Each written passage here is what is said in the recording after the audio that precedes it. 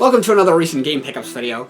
Got quite a few here. This will be my 7th, so does that make it lucky? Who knows? Anyway, before I get to the games, I want to talk about a couple of Nintendo Power issues I picked up real quick. Not gonna go too deep into details, otherwise we'll be here all day. I have Volume 62 from July of 1994. My brother used to have this one when we were kids, and I remember it was a really good issue. So I was like, yeah, I think I have to buy this one. It's got Days of Mana, Street Fighter II, with Super Street Fighter 2, excuse me, with there's when Cammy and DJ and all that made their debut. Also got Volume 49 from June of 1993. The cover alone got my attention. There's a coverage of 3 different Battletoads games in here, including Battletoads Double Dragon, the Ultimate Team for the NES. Some other good things in here, like Star Fox comic and stuff. If you want to hear more about Nintendo Power, recommendations or some of my favorite issues, I did a video about that back in December. I'll put the link in the description. Anyway, on to the games. For NES, we have Time Lord. I think this game is fairly common because I've seen it pop up in numerous places, so I was finally just like, you know what, I think I'm going to buy it. The music is really cool. It's basically a platform and beat-em-up game where you travel through time. Unfortunately, I can't get past the 3rd level. Next we have Breakthrough, which is a arcade port. Not a very good arcade port. It's very glitchy. Like the graphics are kind of glitchy. Kind of hard to explain. You really got to see it for yourself. But it's a side-scrolling shooter. You play as this little car tank thing. You fight other car tank things and gun turrets and things like that. Some of the vehicles and enemies and stuff kind of reminds me of old G.I. Joe toy vehicles from like the 90s and stuff. Yeah, you could probably beat this in like 20 minutes. Moving on to 16-bit, we have Bob. I vaguely remember this game because I'm pretty sure my brother rented it back in the day. It's a platform and shooter game where you play as this robot guy. It kind of reminds me of Earthworm Jim. It's actually really good. It's just kind of tricky. And there's actually a walkthrough of it in this issue of Nintendo Power, the Battletoads one, the number 49. And I'm pretty sure this is also available on the Sega Genesis. So if you own a Genesis or an SNES, you should definitely give this a shot. Shooting game. Never mind. It's cheap too. I paid it for like $3 for it. One of the a system I need to get, a retro system, is a Dreamcast. And when it comes to buying a new system, whether it's from a current generation or a previous one, I always like to buy a game or two before. So, I have an idea of where I plan to get the Dreamcast, it's just kind of a matter of getting there. So, for now I got Sega Smash Pack Volume 1. I remember when this first came out, my brother bought it. We were so excited for a number of reasons. One was the fact that it was like, oh, Volume 1, that means they're going to make more of them. Sadly, they never did because of the Dreamcast's unfortunate lack of sales. But a cool thing with the Dreamcast, well, one of the many cool things with the Dreamcast is that people still develop games for it, mostly indie companies and stuff. And I'm pretty sure you can find other Smash Packs like Volume 2 and stuff that people have made. But this is a great collection. I'm just going to go through a few of the games here. Sonic the Hedgehog, Golden Vector Man, and Altered Beast, of course. Streets of Rage 2, I love that game. Shining Force, love that game. Virtual Cop 2, that's really good. And one of the games that I always really had a lot of fun with was Sega Swirl. It's in the corner there. I think that's exclusive to the Dreamcast, maybe even this collection, because the Dreamcast had that, that infamous red swirl. It's basically a puzzle game where you match all these different colored swirls together, and then they, you match 2 or more together, and then they disappear off the screen with these cool little animations. The more you match together, the more detailed the animation is and stuff. It's actually a very fun game, very addicting. I highly recommend it if you like puzzle games, whether it's this or a hack or whatever. Next we have a Game Boy Advance game, Lady Sia. The Game Boy Advance, I got mine for Christmas in 2001. Prior to that, I remember building up. I remember looking at them in the game case at Walmart and stuff and saying okay, I want to get that game, maybe that one. Obviously not all at once, but this was one that I always kind of looked at and thought about getting, but fast forward 15 years later, I never bought it. but it was always kind of in the back of my mind. So I was like, I came across it one day, and it was actually a lot cheaper than I thought it would be. I don't know why I thought it would be expensive, but it was really cheap. So I was like, I'll pick it up. It's actually really good. It's your average platforming game. Basically, you play as this warrior woman. It kind of reminds me of Xena, if you remember that show. I also got a couple of 360 games. First we have Dead or Alive Extreme 2.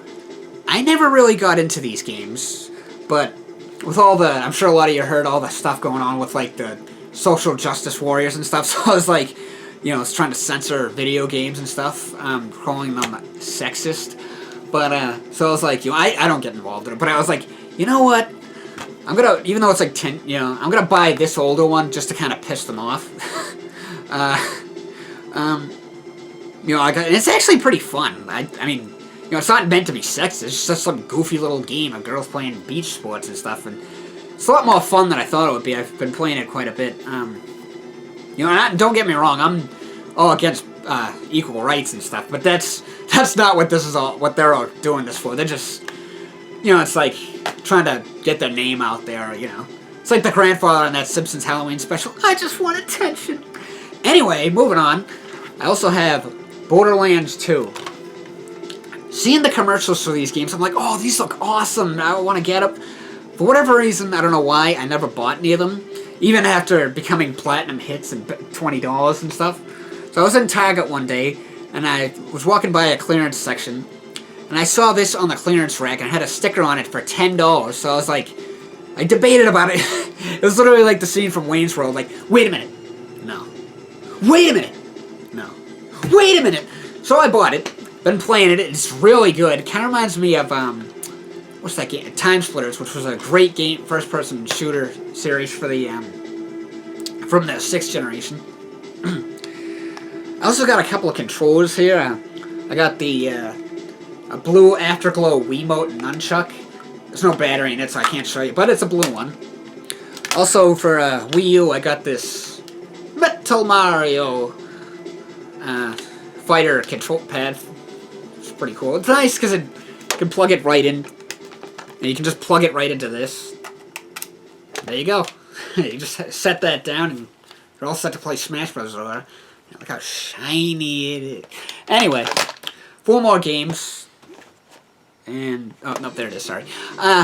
First, a couple of Wii U. Donkey Kong Tropical Freeze. Donkey Kong Country Tropical Freeze, excuse me. This has been on my list of games to buy for a while, so I did manage to finally pick it up. I like this new take on Donkey Kong Country, and what's cool is that he actually has multiple partners in this one, including, you know, Diddy Kong, Dixie Kong, and even Cranky Kong. Each of them has a special ability to help him navigate through the levels. And, you know, Cranky Kong does, like, kind of uses his cane so you can bounce across spike pits and stuff, which is pretty neat. It's almost like Scrooge McDuck from DuckTales. Yeah, really good game. Another game I've been meaning to pick up for a while is Bayonetta 2. Now, this is a really great deal because it comes with the original, which was only on Xbox 360 and PS3. And I think to get a physical copy of those now are pretty expensive. So this is a good deal because it's $60 for the 2 games. So you could think of it as like the second one is $40 and the second one, the original, excuse me, is like a platinum hit or something for, you know, greatest hit for $20. Very good game. It reminds me of Devil May Cry. I always kind of had a thing for goth girls. And she's awesome in Smash Brothers, by the way. But, yeah, awesome. 2 more 3DS games. Shovel Knight. I actually have this on my Wii U. The digital version of it on my Wii U. I bought it, I bought it back when I bought the system in August of 2014, and I was like, when it was getting the physical release, I was like, oh, do I really want to buy another version of it? And I was like, you know what, I'll buy the 3DS version, so then I can have it on the go, and I can still have a physical copy. The thing that really got my attention, and it's like this for, you know, any version of it you have, whether it's PS4 or Wii U or 3DS, is the instruction manual is so colorful and full, lively and stuff. That's really cool. Last but not least, Fire Emblem Fates Conquest.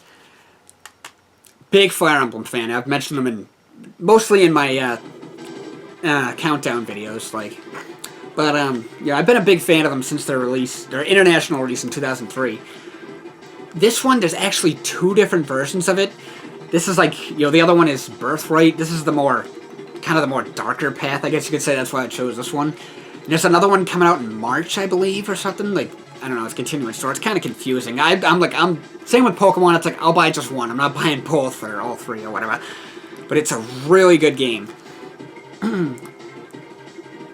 And one of the new features in this one that's really cool is you actually create your own base or fort, and you you like can maneuver around, walk around, and talk to your comrades and stuff in between battles, which is awesome. You can kind of customize. You can change the music, put like armories up in here and there, and a feature that started in the previous game, Awakening, also for the 3DS, is you can build bonds and relationships between 2 characters, and and then when the relationship becomes really strong, they get married, and then an alternate level opens up, and you find the offspring, the child of this couple from the future, like they've come to the present time to alter the future. So I hope that's back in this, because I love really doing that. Yeah, sorry. Anyway, that's all for now, so thanks for watching. Be sure to rate, comment, share, and subscribe, and have a nice day, everybody.